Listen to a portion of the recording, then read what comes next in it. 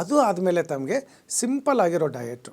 Diet ಕೂಡ ಅಷ್ಟೇ. ತುಂಬ ಜನ ಏನು ಅಂದ್ಕೊಳ್ತಾರೆ, ಊಟನೇ ತಿನ್ನಬಾರ್ದು, ರೈಸ್ ತಿನ್ನಬಾರ್ದು, ಚಪಾತಿ ತಿನ್ನಬಾರ್ದು, ನಾನು ಅದು ಮಾಡಬಾರ್ದು, ಇದು ಮಾಡಬಾರ್ದು, ಎಲ್ಲ 108 ವೆರೈಟಿ ತಾವು ನೋಡ್ತಾ ಇರ್ಬೋದು ಈ ಸೋಷಿಯಲ್ ಮೀಡಿಯಾನಲ್ಲಿ.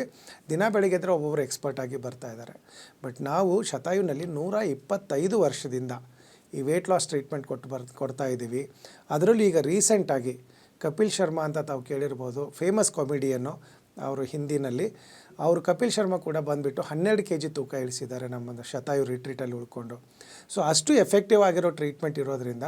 ಆಮೇಲೆ ತಾವು ಎಷ್ಟೊಂದೆಲ್ಲ ನಮ್ಮದು ಇಲ್ಲಿ ಕನ್ನಡದ ಫಿಲ್ಮ್ ಆ್ಯಕ್ಟ್ರೆಸಸ್ ಇರ್ಬೋದು, ಅವರೆಲ್ಲರೂ ಕೂಡ ಶತಾಯುದ್ದು ತೂಕ ಇಳಿಸೋ ಪ್ರೋಗ್ರಾಮ್ನ ತೊಗೊಂಡಿದ್ದಾರೆ. ಸೊ ಹಾಗಾಗಿ ತುಂಬ ಸೇಫ್ ಇದೆ, ನ್ಯಾಚುರಲ್ ಇದೆ, ಸೈಡ್ ಎಫೆಕ್ಟ್ಸ್ ಇಲ್ಲ, ಯಾವುದೇ ಥರದ ಕ್ರ್ಯಾಶ್ ಡಯಟ್ಗಳು ಹೇಳೋದಿಲ್ಲ ನಾವು.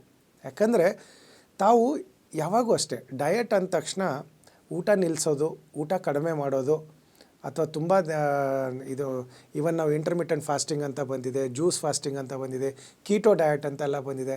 ಬಟ್ ತುಂಬಾ ಅಡ್ಡ ಪರಿಣಾಮಗಳು ಬಾಡಿನಲ್ಲಿದೆ. ಸೊ ಆ ಥರ ಅಡ್ಡ ಪರಿಣಾಮಗಳು ಇಲ್ಲದೇ ಹೇಗೆ ತೂಕ ಇಳಿಸ್ಬೇಕು ಅನ್ನೋದೇ ತುಂಬ ಇಂಪಾರ್ಟೆಂಟು. ಸೊ ಇಲ್ಲಿವರೆಗೆ ನಿಮಗೆ ಶತಾಯುನಲ್ಲಿ ಹೇಗೆ ನಾವು ತೂಕ ಇಳಿಸೋಕ್ಕೆ ಹೆಲ್ಪ್ ಮಾಡ್ತೀವಿ ಅಂತ ಹೇಳಿದೆ. ನೆಕ್ಸ್ಟ್ ಬಂದುಬಿಟ್ಟು ತಾವು ಮನೆಯಲ್ಲಿ ಹೇಗೆ ಮಾಡ್ಕೋಬೋದು ಅಂತ. ಯಾವಾಗೂ ಅಷ್ಟೇ ತಾವು ತಿಂತಾ ಇರ್ತಕ್ಕಂಥ ನೇಟಿವ್ ಫುಡ್ ಅಂತ ಹೇಳ್ತೀವಿ ನಾವು. ಅಂದರೆ ತಾವು ಹುಟ್ಟಿ ಬೆಳೆದಿರ್ತಕ್ಕಂಥ ಪ್ರದೇಶದ ಆಹಾರ ವಿಹಾರಗಳನ್ನು ಯಾವಾಗೂ ಫಾಲೋ ಮಾಡಬೇಕು.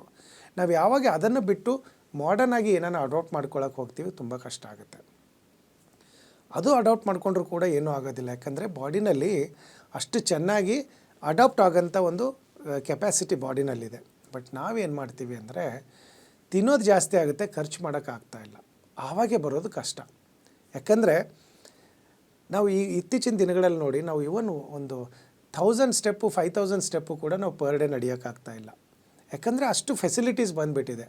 ಮನೇಲಿ ಹೋಗ್ತೀವಿ, ಸೋಫಾನಲ್ಲಿ ಕೂತ್ಕೊಳ್ತೀವಿ, ಅಲ್ಲೇ ತಟ್ಟೆ ಬರುತ್ತೆ, ಊಟ ಮಾಡ್ತೀವಿ, ಮತ್ತೆ ಹೋಗ್ಬಿಟ್ಟು ಹಾಸಿಗೆಯಲ್ಲಿ ಮಲ್ಕೊಳ್ಳೋದು, ಬೆಳಗ್ಗೆ ಎದ್ದೇಳೋದು, ಮತ್ತೆ ಸೋಫಾಲ್ಲಿ ಕೂತ್ಕೊಂಡು ತಿಂಡಿ ತಿನ್ನು, 2 ವೀಲರು ಅಥವಾ 4 ವೀಲರ್ ಹತ್ಕೊಂಡು ಮತ್ತೆ ಆಫೀಸಿಗೆ ಹೋಗೋದು ಕೂತ್ಕೊಂಡ್ಬಿಟ್ಟು.